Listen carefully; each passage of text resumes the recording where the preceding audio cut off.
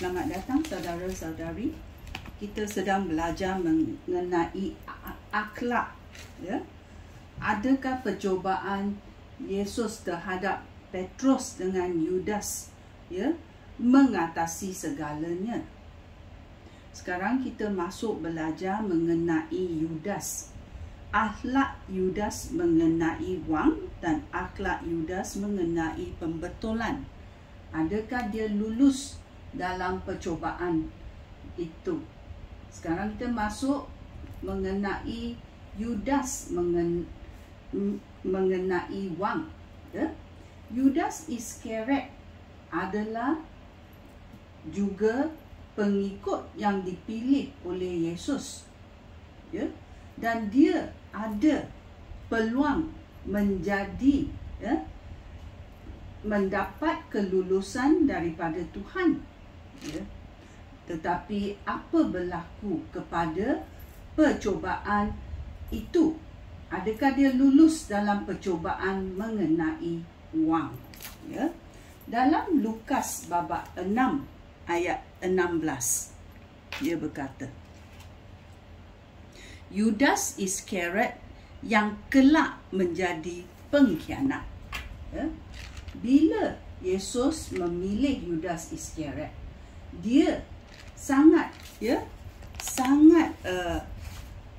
rendah hati mengenai pilihannya, ya. Dia sincere, ya, dia menyumbang segalanya. Tetapi apa dikatakan dalam Lukas babak 6:16, dia kelak menjadi pengkhianat. Mengapa dia menjadi pengkhianat? Ya, kerana dia memilih, ya, untuk memenuhi hasrat yang dalam hatinya, ya. Kerana dalam Yakobus babak 3 ayat 16 berkata,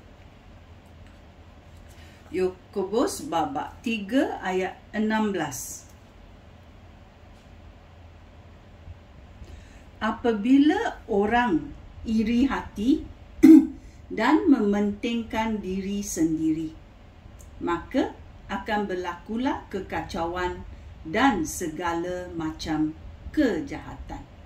Ya, iri hati, pentingkan diri sendiri, buat kacau, ya, dan mempunyai macam-macam kejahatan di dalam mindanya.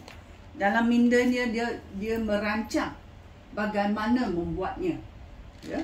Oleh itu kita lihat Yudas Iskariot apa yang berlaku dalam hidupnya, dan ini membawa kita supaya kita boleh diajar melihat dan berfikir, adakah kelakuan aku ini tulus?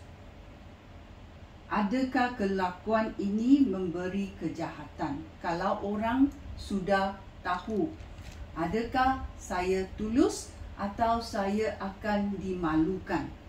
Ya, ini adalah yang dikatakan bahawa percubaan itu membawa kita ke satu tempat, ya. Dalam Wahyu 21 ayat 14. 21 ayat 14 berkata, tembok kota itu dibina di atas 12 buah batu asas. Pada setiap batu asas tertulis nama 12 orang rasul anak domba itu, ya. Kalau Yudas tidak lulus dalam percubaan ini, adakah namanya ditulis di atas tembok Jerusalem, ya, Jerusalem baru? Tidak, kerana dia tidak lulus dalam percubaannya, ya. Dia dipilih, tetapi dalam percubaan dia tidak lulus. Bolehkah ini berlaku dalam hidup kita? Bolehkah kita menjadi tamak bolehkah kita mementingkan diri kita sendiri dan tidak mengikut arahan Yesus Kristus? Bolehkah ini terjadi? So, kita mesti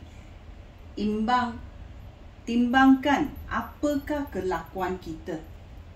Apakah harus kita buat dalam hidup ini? Ya, kerana dalam cerita ini Yudas tidak lulus dalam akhlak mengenai wang. Dia sudah dipilih, tetapi dengan ketamakan hatinya, dia tidak lulus dalam percubaan ini. Sekian, terima kasih. Shalom.